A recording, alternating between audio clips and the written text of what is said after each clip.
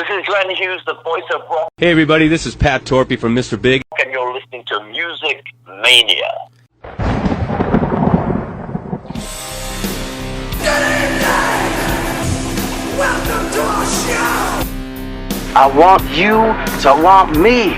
The Dream Police. Da-da-da-da-da-da-da. Your mama's alright, your daddy's alright, but just seem a little bit weak.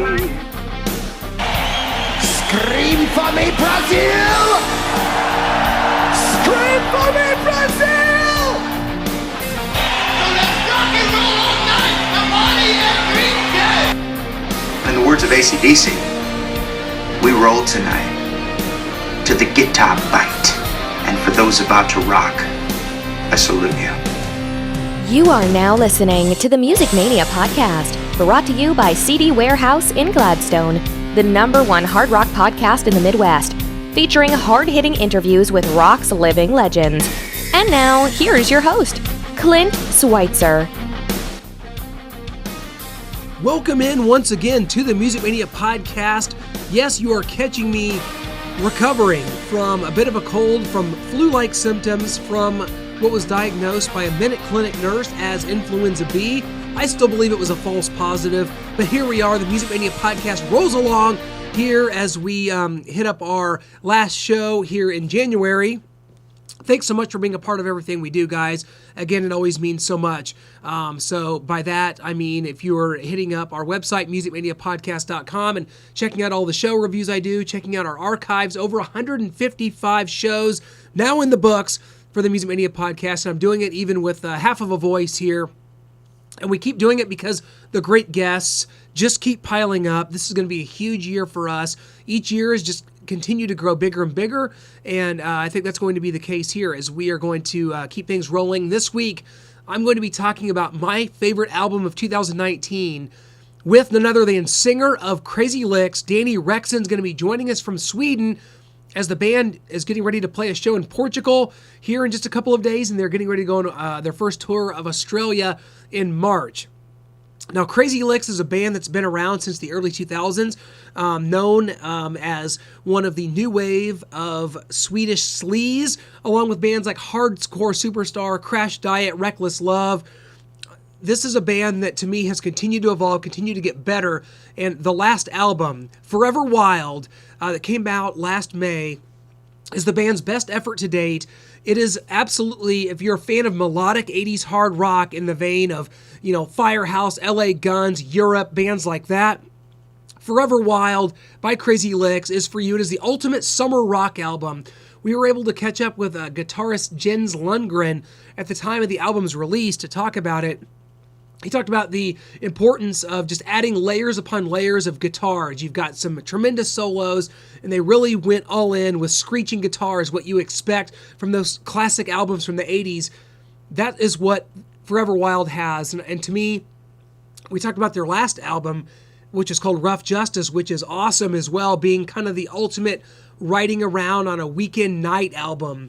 This is the ultimate summer album, and you know what? It's January. I'm already getting a little nostalgic for last summer, just a couple of months removed from the weather getting nice and to start thinking about summer concerts and summer trips again.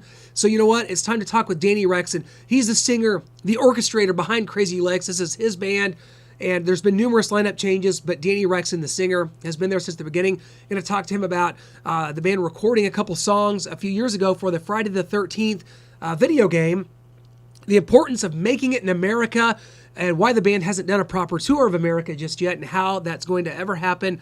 But I'll tell you what, this band, they've done some tremendous videos for this album. You've seen the one for Silent Thunder, which gets everyone in that Top Gun mood. The band is all like in an airplane hangar. They're a very visual band. I mean, they really bring you back to that 80s look and feel, and that's what so many people like about them. That's why I've been championing them for years. That's why Forever Wild is my hard rock album of 2019 from the Music Mania podcast website. I was able to present that to the band members. This is exciting to be able to bring Danny on for the first time. We've had other members of the band on before, but this is a show dedicated to my favorite album of 2019, Forever Wild. The band is Crazy Lixx. Again, guys, hoping that you're using this time to pause the podcast and go check out Crazy Lixx if you don't know who they are. If you're a fan of 80s hard rock, you're going to need to check out Crazy Lixx all the way back from the early days in the early 2000s, and now the last two albums, Rough Justice and now Forever Wild. I'll tell you, it has just been a pleasure watching them grow. They're one of those bands that you feel like is your own. They fit in your back. You put them in your back pocket, and they're yours. They belong to you. But I'm willing to share them with the masses. Go check them out. I'll tell you what, before we go to our interview with Danny Rexon, got to tell you about our sponsor, CD Warehouse in Gladstone, Missouri. Guys, for over 22 years, a staple of the Northland. They buy, sell, and trade CDs, DVDs, vinyl, and more. Do not let the vibe of the old school record store go by the wayside. Give them a visit off Antioch Road in Gladstone today. Tell them Music Mania sent you, and there will be a discount, or it's on us. Well, it is our pleasure to go ahead and welcome to the Music Mania podcast this week, Crazy Lixx frontman Danny Rexon. Danny, welcome to the show. A lot of exciting things going on for you guys. Not only is Crazy Lixx Forever Wild, my favorite album of 2019, but you guys are getting ready to go on a tour, got a lot of shows coming up, including a tour of Australia. Man, a lot of exciting things coming up for you guys for sure. We're covering yet another part of the world where we haven't been, and I know we have some long-time fans there as well. We did Japan now the last fall, and there were people waiting for us 10 years since we released New Religion album. So, and I know the situation is similar in Australia with a lot of people, waiting a long time to see us for the first time. So it's going to be great. I'm really excited about it. And you're going to be out there with some really great bands for like Reckless Love, some other bands that are, kind of Scandinavian bands that are, really popular. How exciting is that? You're going out with some really great bands and taking on this tour. That's just going to be amazing, and especially given what kind of the tragedies that have happened there in Australia with all the fires and stuff, to be able to go down there here in a couple of months, that's going to be really great. That's going to hopefully spread some cheer to a country that really needs it right now.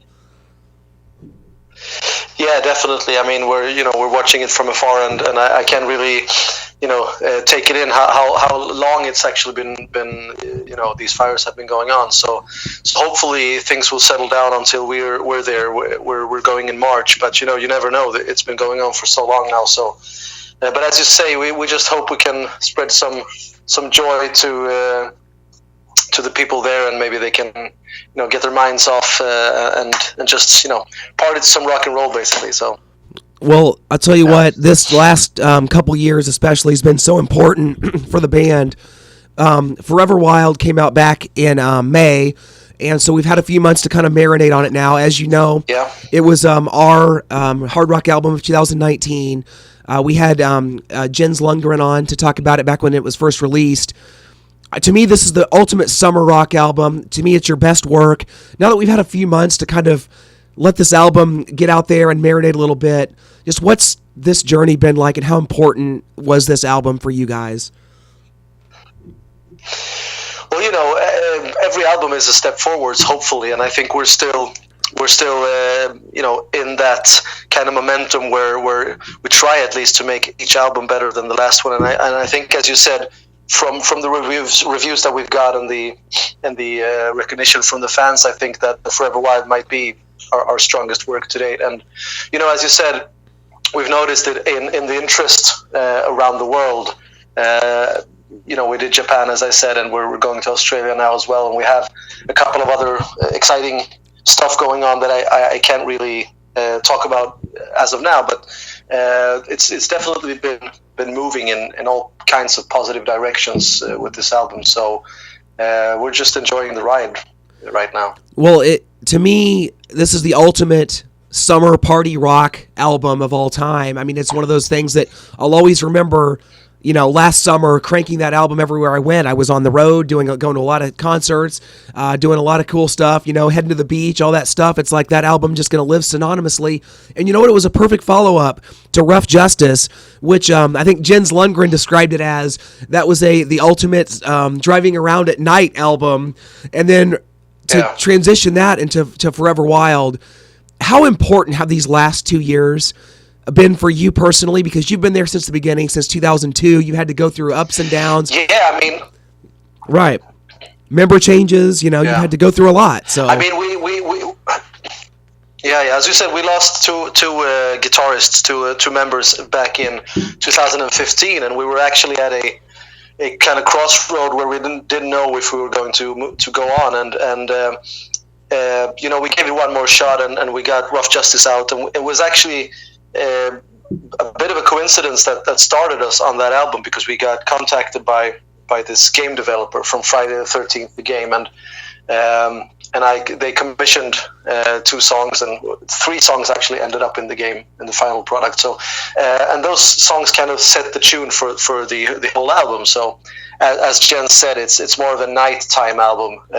We used to think about albums in different colors just to kind of get the mood, and I think the Rough Justice is a very kind of blue album, whereas you said Forever Wild, and I agree totally, it's our kind of yellow album, the summer album. It's more of driving down the highway during a hot summer day. So and we wanted to make those kind of contrasts between the albums, and so I'm really glad that you get that feeling out of it, and for us, it was quite important that we had the album out before the summer. So, as you said, it came out before in May, and so that it could be that kind of summer soundtrack that I think that a lot of people felt that it was. So I'm happy that it became that for you as well. It absolutely did, and it seems like you guys kind of have a cycle every 2 years at this point. I mean, you said that there's you got some things coming up, obviously, that you can't quite reveal just yet, but would 2021 be a new album possibility? I mean, and how would you even want to follow up?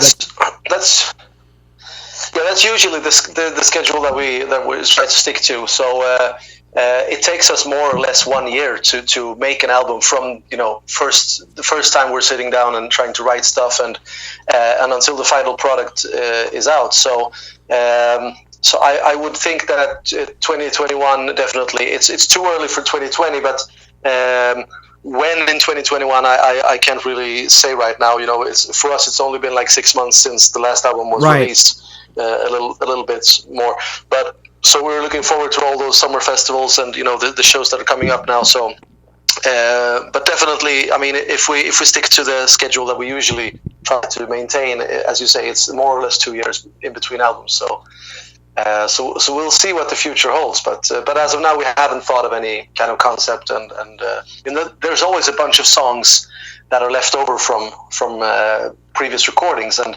sometimes those songs aren't left over, because they are poor songs, but maybe just because their slot has already been filled up on an album. So maybe there's another power ballad, but you don't want to add like too much of that stuff into one album. So we still have some stuff that's left over from both Rough Justice and Forever Wild sessions. So I think maybe we'll start in that end and look at what we got, and maybe try to see what we need to do to get the ball rolling. But that's a later question, I think, in 6 months' time at least. So, well, of course, I'm here in America. America is very important for you guys, and I think it's probably, it's been probably frustrating that it's so hard to, maybe make any headway here at times. I mean, obviously the Friday the 13th game had to help with that. But I mean, it would be great, of course, to be able to come here and do a full tour. Obviously, the financials behind that are extremely difficult. But how important is it for you guys to get to America? Because I've been singing the praises of this band really since, from Riot Avenue days, probably before that. But how hard is it, and how frustrating is it that it's been so difficult to make headway here? I mean, in a lot of ways, I think America and Sweden are actually similar when it comes to music, because, I mean, we're a small country, obviously, but we have a lot of bands from here, and you guys are a big country and like the source of most music that you hear around the world, and I think the similarities are that the audience in both countries changes quite fast. So things are in for a little while. But they tend to change quite fast because there's so many artists putting out music, so it kind of changes fast. And what we've noticed is that we, as you said, we got a bit of a boost when we released Rough Justice due to the game, and but very very quickly you see that fades. When you watch the like YouTube views or streaming statistics and stuff like that. So I think to make it in the US, you really have to have like a substantial hit of some sort, maybe, in a movie or in a game or in a series or something, and then kind of, be in a good spot where you can follow it up immediately. Because you're quickly forgotten. And I mean, we're not a big band by any means in Sweden. We usually tour outside of Sweden because I think that the situation is quite similar. If you don't if you don't take the opportunity very quickly when you have like some, then that leverage goes away quite fast. So for us, it's been hard with the US, as you said, with the economical aspect of it. And legal aspect as well, because you have to have work visas and permits and stuff. So we can't just go there and play like we would somewhere in Europe, which is way easier for us. So, but we certainly hope so. As you say, it's a big market for us. So we'll see if we can get something done in the future. Well, definitely would love that, Danny. I'll tell you what, the videos you did from Forever Wild, you've got Silent Thunder, which is tremendous. You guys are such a visual band, and that's what I love about Crazy Lixx. You also did one for Breakout. Any possibilities for maybe releasing another single or another video from this, or is it kind of past that point? I mean, the videos are huge. I think you have 250,000 views on Silent Thunder, which to me, it's obvious it should be in the Top Gun soundtrack coming up for the new Top Gun movie. They should definitely be picking that up, man. But what any future plans for videos for the album? That well, I wouldn't say it's an impossibility.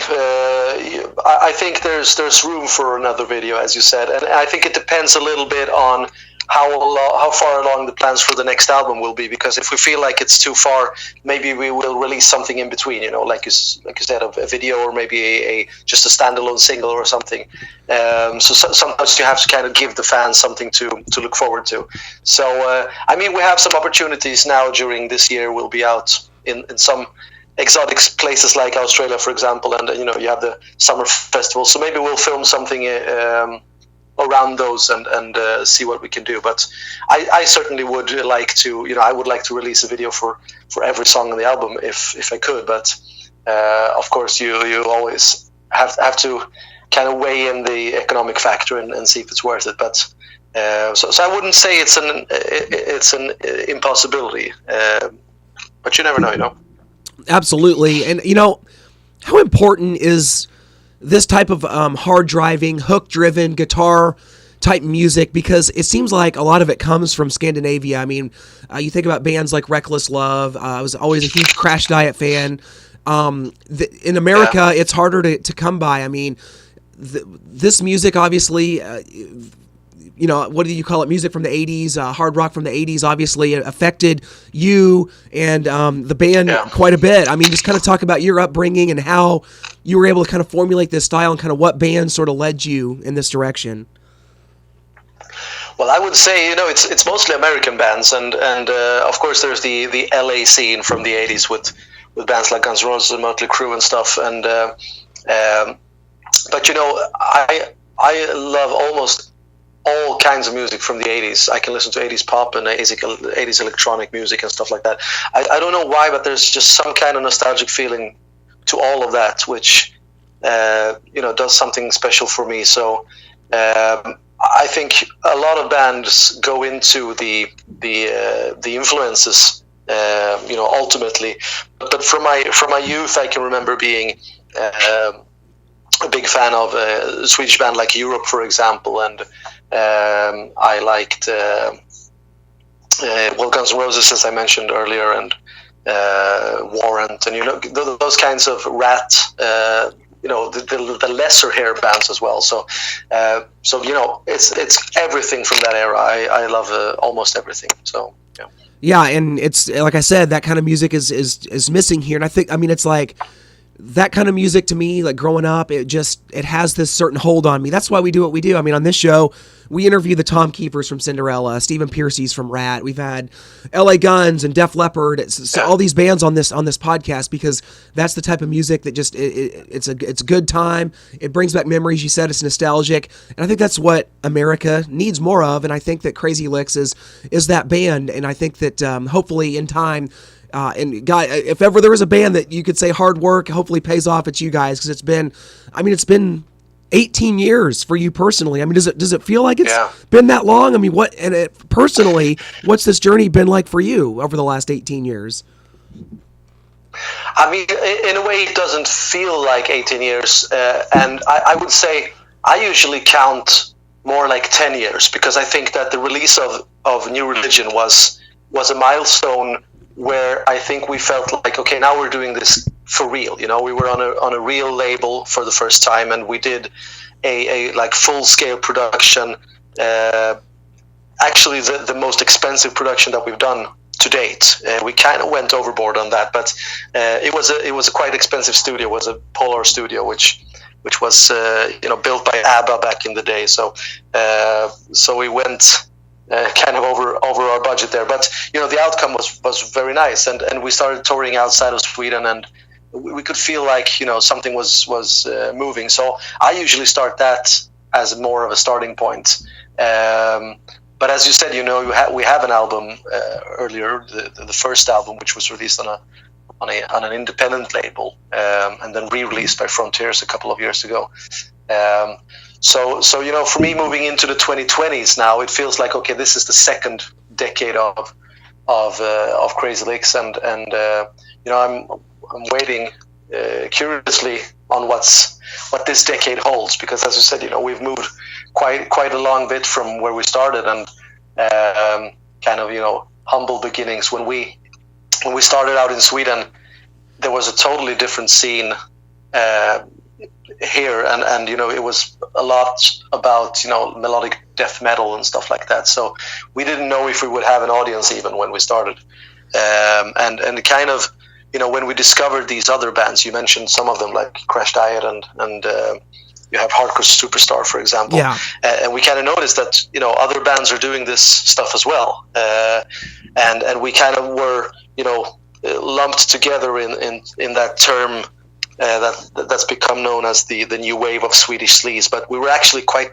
different from each other, both musically and image wise. But I think that we had like a common denominator, which was a return to a kind of rock music that wasn't very prevalent in on the airwaves in Sweden back then. So and seeing now, I can sometimes see when bands start mentioning influences. I see on Facebook, maybe someone's looking for a singer for a new band, and they mention us among the in the same sentence as they do with Mötley Crüe or Def Leppard, and that we've been an influential band, and that's the sound that they're going for.